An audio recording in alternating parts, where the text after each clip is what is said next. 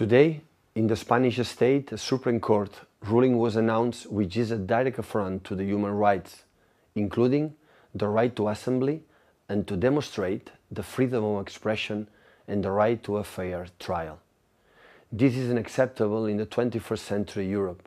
Spain is experiencing a drift toward authoritarianism in which an anti-terrorism law is used to persecute dissidents and where even artists are persecuted for exercising their freedom of expression.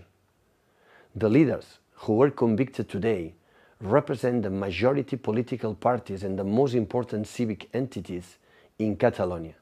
Neither Pedro Sánchez government nor any other Spanish government has been brave enough to deal with this conflict with dialogue and respect, and instead have chosen repression as the only response. The independence process is a true grassroots and inclusive movement with a long history based on the Catalans' desire for self-government.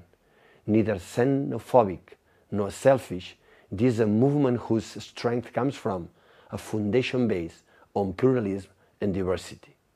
This non-violent struggle will not stop until the repression ceases and the right to self-determination is respected, like in Quebec and Scotland.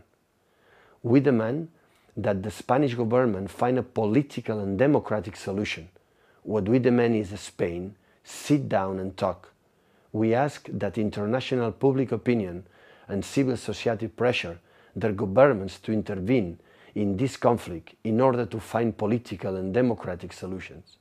We call on the international community to take a clear position in favor of a resolution to this conflict based on dialogue and respect. We repeat, there is only one path: sitting down and talking, sitting down and talking.